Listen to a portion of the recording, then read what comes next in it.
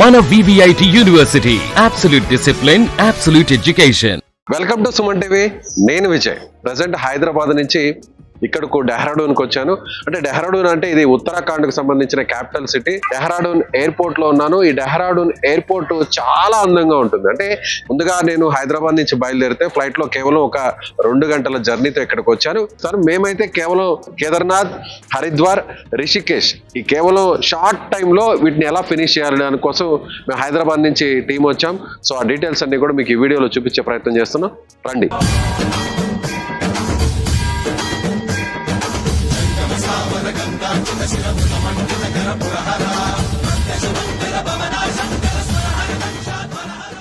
చార్ధామ్ యాత్రలో ముఖ్యమైనటువంటి ప్రదేశంలో ఒకటి రిషికేష్.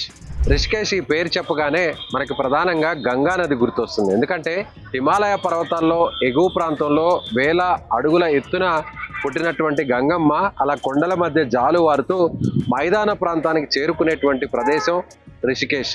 రిషికేష్లో నా వెనుకున్నటువంటి ప్రాంతమే గంగా నది. ఇక్కడ గంగా నది చాలా స్వచ్ఛంగా కనిపిస్తుంది. ఎందుకంటే ఇక్కడ ఒకసారి స్నానం ఆచరిస్తే చాలా పవిత్రమైనటువంటి మోక్షం కలుగుతుందని చాలా మందికి నమ్మకం. ఎందుకంటే ఈ ఋషికేశ్లో గతంలో పాండవులు కౌరవులను సంహరించిన తర్వాత ఆ పాప పరిహారం కోసం ఇక్కడికి వచ్చి వాళ్ళు గంగా స్నానం ఆచరించి ఆ తర్వాత మోక్షం పొందారని చెప్తారు. అదేవిధంగా శ్రీరాముడు త్రేతాయుగంలో రావణాసురుణ్ణి సంహరించిన తర్వాత ఆ పాప పరిహారం కోసం నేరుగా ఇక్కడికి వచ్చి గంగా నదిలో స్నానం ఆచరించి ఇక్కడే ఆయన యోగం చేసినటువంటి పరిస్థితి అయితే ఉంది.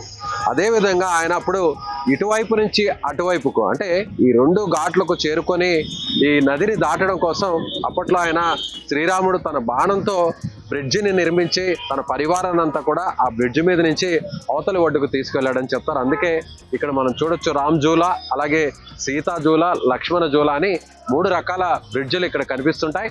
సో ఆ బ్రిడ్జిని చూడడానికి ఇక్కడ అందరూ కూడా వస్తుంటారు. అదేవిధంగా ఇక్కడ మరొక పేరు కూడా ఉంది, ఏంటంటే రామేశ్వరం. 2వ రామేశ్వరం కూడా ఇక్కడ ఉంది. ఎందుకంటే ఇక్కడ పాండవులు శివుణ్ణి ఇక్కడ అంటే మామూలుగా శివుణ్ణి మనం తమిళనాడులో ఉన్నటువంటి రామేశ్వర ఆలయంలో అక్కడ శివుణ్ణి ప్రతిష్ఠించినటువంటి విషయం మనకు తెలిసింది. కానీ శ్రీరాముడు అలాగే పాండవులు కూడా శ్రీరాముడు ప్రతిష్ఠించినటువంటి ఈ ఈశ్వరుడిని స్వయంభుని ఇక్కడ చాలా మంది దర్శించుకుంటారు, పూజిస్తారు. సో అందుకోసం ఇక్కడ ప్రతి ఒక్కరు కూడా ఈ పుణ్యస్థలాన్ని వీక్షిస్తుంటారు, సందర్శిస్తుంటారు.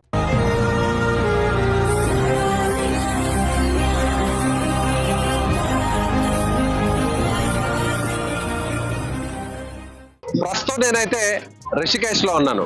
ఇది సరిగ్గా డెహ్రాడూన్ నుంచి 16 కిలోమీటర్ల దూరంలో ఉంటుంది. ఒక మాటలో చెప్పాలంటే రిషికేష్ అనేది ఈ చార్ధామ్ యాత్రకు ఒక ముఖద్వారం లాంటిది. ప్రస్తుతం ఇక్కడున్న ఈ రిషికేష్ లో ప్రధానంగా చెప్పుకునేటువంటి ముఖ్యమైన నది గంగా నది.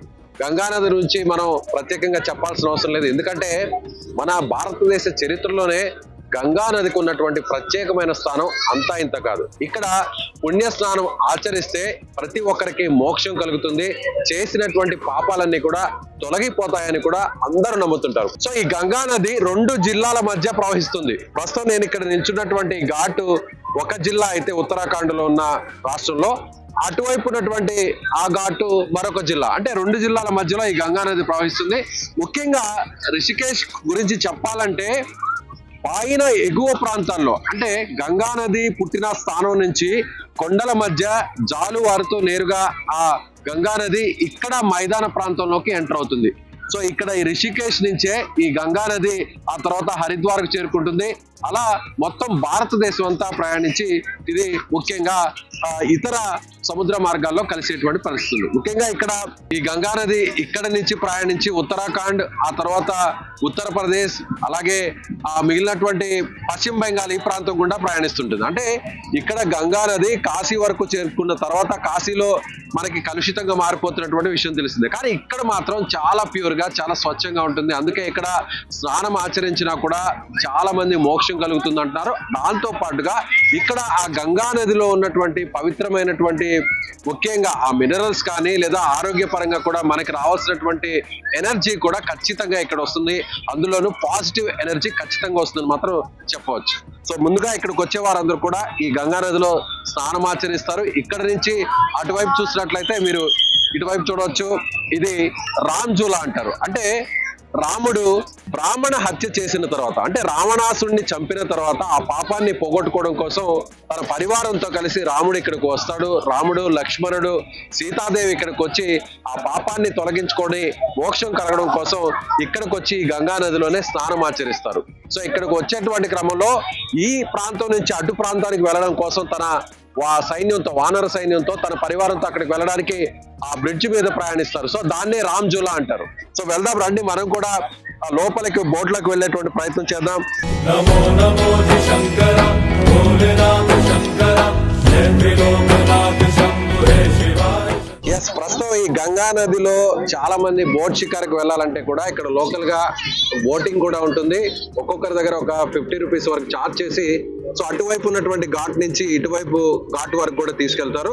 సో మనం ఇప్పుడు చూడొచ్చు, ఇక్కడ అందరూ కూడా టూరిస్టులు అందరూ కూడా లైఫ్ జాకెట్స్ ని ధరించి వీళ్ళందరూ కూడా సేఫ్టీగా ఉండడం కోసం ఈ బోట్ మీదనే అవతల వైపుకి వెళ్తారు. అంటే ఇక్కడ మరొక విషయాన్ని చెప్పాలి ఏంటంటే, టేడి పోడ్వాల్ డిస్టిక్ అనేది అటువైపు ఉంటుంది, పోడి గడవాల్ అనేటువంటి డిస్టిక్ ఈ ఘాట్ వైపు ఉంటుంది. అంటే ఈ రెండు జిల్లాల మధ్యలో గంగా నది ప్రవహిస్తుంది. అలాగే నేను ఇందాక చెప్పినట్టుగా ముఖ్యమైనటువంటి విజిట్ చేయాల్సినటువంటి మరొక కీలకమైనటువంటి ప్లేస్ రామ్జులా. అంటే రాముడు, లక్ష్మణుడు సీతతో కలిసి తన పరివారంతో కలిసి బ్రాహ్మణ్ నుండి, ముఖ్యంగా రావణాసుడిని హత్య చేసిన తర్వాత ఆ పాపాన్ని తొలగించడం కోసం ఈయన ఇక్కడ గంగా నదిలో స్నానం ఆచరించి ఆ తర్వాత ఆయన ఇక్కడ కొంత ధ్యానం చేస్తారు. సో ఆ ధ్యానం చేసేటువంటి క్రమంలో ఆ ఒడ్డు నుంచి ఒడ్డుకు రావడానికి, ఆ తన పరివారాన్ని తీసుకురావడానికి బాణం వేస్తే ఆ గంగా నది మీద ఆ బాణాలతోనే ఒక బ్రిడ్జ్ ఏర్పడుతుంది. ఆ బ్రిడ్జే నా వెనుక వైపు కనిపిస్తున్నటువంటి బ్రిడ్జ్. సో రాముడు అప్పుడు ఆయన బాణం వేస్తే ఆ బాణం ద్వారా ఒక బ్రిడ్జ్ ఏర్పడుతుంది. ఆ బ్రిడ్జ్ లోనే ఆ తన పరివారం అంతా కూడా ఈ గంగా నదిని దాటుతారు. సో ఇప్పుడు నా వెనక వైపు కనిపిస్తున్నటువంటి ఆ బ్రిడ్జే మనం అక్కడ పైన కూడా టూరిస్టులు, భక్తులందరూ కూడా నడక మార్గం ద్వారా వెళుతున్నారు. సో రాత్రిపూట కూడా ఇది చాలా లైటింగ్ గా కనిపిస్తుంది. మొత్తం అంతా కూడా డెకరేట్ చేస్తుంటారు. ఎక్కడ కూడా అంటే డే టైమ్ లో మనకి కొంచెం నార్మల్ గా కనిపించినప్పటికి కూడా రాత్రిపూట చాలా చూడడానికి విజువల్ అయితే చాలా బాగుంటుంది. సో ఇక్కడ మనం ఒకసారి చూడొచ్చు, చాలా మంది కూడా స్నానం ఆచరిస్తున్నారు. గంగా నది పేరు చెప్పగానే గంగా నదిలో జీవితంలో ఒక్కసారైనా సరే స్నానం చేస్తే పుణ్యఫలం దక్కుతుందని అందరూ, ప్రతి ఒక్కరు కూడా నమ్ముతుంటారు. సో కోట్ల మంది భారతీయులు, హైందవులందరూ కూడా ఒక్కసారైనా గంగా జలాన్ని ఆ పైన చల్లుకుంటే మొత్తం చేసిన పాపాలు పోతాయి, బాడీ అంతా, మనసంతా కూడా శుద్ధి అవుతుంది అనుకుంటారు. అలాంటిది ఆ గంగా నదిలోనే స్నానం ఆచరిస్తే ఇంకెంత పుణ్యఫలం దక్కుతుందో ప్రత్యేకంగా చెప్పవలసిన అవసరం లేదు. చూడొచ్చు, ఇక్కడికి వచ్చిన వాళ్ళందరూ కూడా స్నానం ఆచరిస్తున్నారు.